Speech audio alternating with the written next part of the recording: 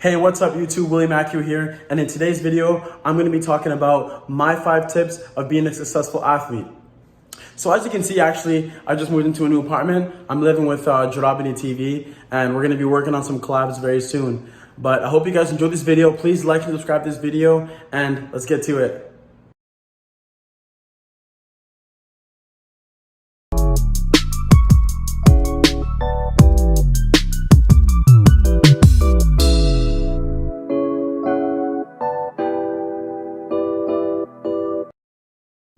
All right, guys, so the first tip is believing in yourself.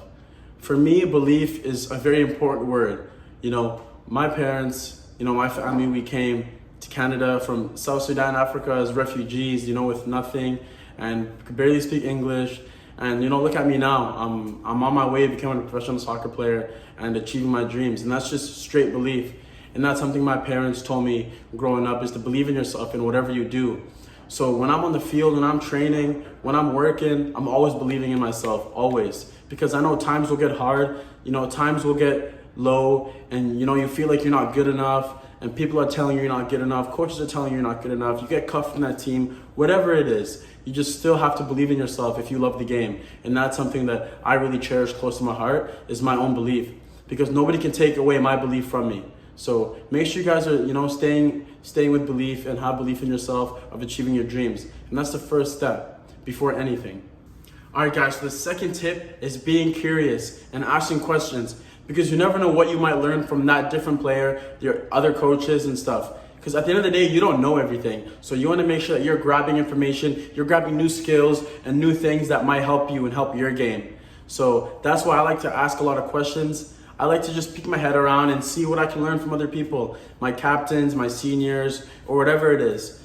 It's a very underrated thing to do. A lot of people don't do it, but at the end of the day, you as a player, you don't know everything, right? So you want to be able to just grab new ideas and learn from other people, because that's going to help you grow, and that's going to help you achieve your goals much more. I remember when I came down to the Valley and I was training with my college team, and we were having a little scrimmage. The coach stopped the scrimmage and he told me, "Who's our first defender?" And I was looking around, I was like, our center back.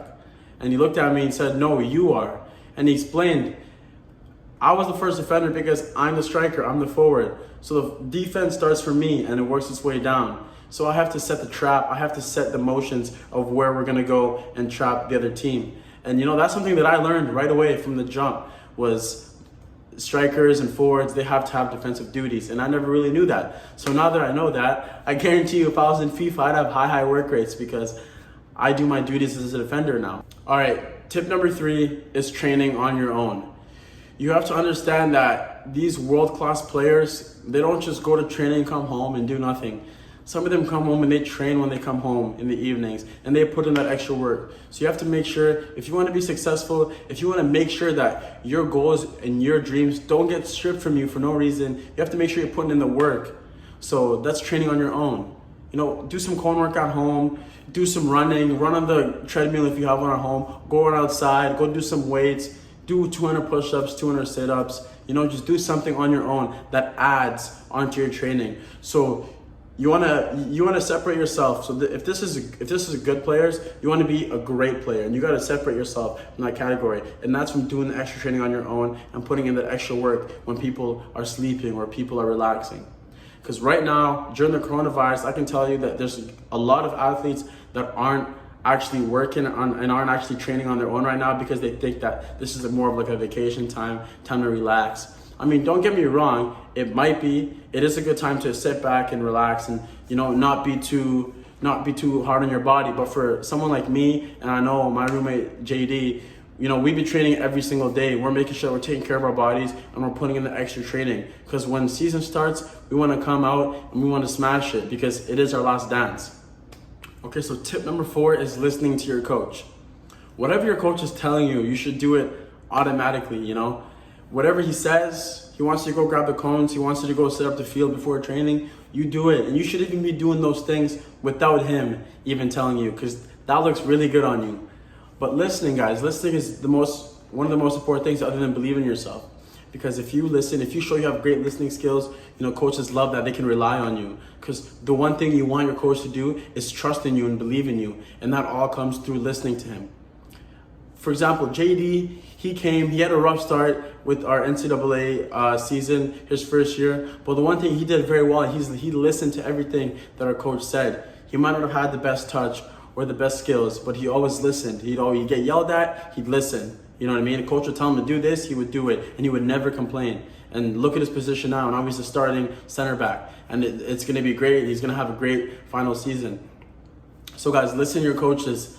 Even sometimes when you think they're wrong or you guys have little disagreements, at the end of the day, if you're playing on that team, you got to listen to your coach. All right, guys, the final tip number 5, is just focusing on your game and playing with a smile on your face. Football, you have your best games, soccer. You have your best games when you're happy, when you're smiling, when you're free, when you're playing with pure instinct. So you want to make sure that when you're playing, guys, you're just really focusing on yourself and just focusing on, taking that good first touch, making that good decision, and always being positive. You can never be negative when you're in a game. There might be negative moments, there might be tough moments, but you always got to overcome those moments, and you got to stay positive and you got to keep working. So don't forget that, guys. Focus on your game. Remember that football isn't forever. It's only temporary, so enjoy it while it lasts. You got 2 feet, use them, have fun. And a lot of people tell me, oh, should I play? What team should I worry about making? What team should I worry about making? And at a young age, at that youth level age, you just gotta remember, just play. I just gotta play. All that will come together as you get older. For me, I never really worried about where I had to play.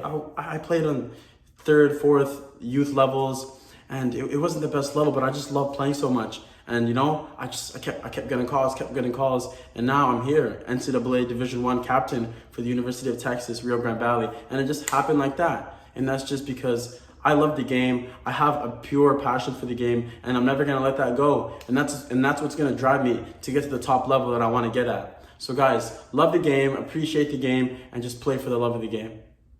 All right, guys, that's it for today's video. Thank you so much. I hope you guys really enjoyed this video. These are honestly my 5 tips that I carry with me all the time in order for me to succeed and grow in the rankings. Hopefully tomorrow I can probably do like a little move-in day, show you guys the house a little bit. But other than that, if you have any other questions, please comment down below or message me personally. I'd love to answer your questions. And yeah, guys, like and subscribe to this video. And don't forget the 3 Ds. Stay determined, driven, and disciplined, guys. Peace out.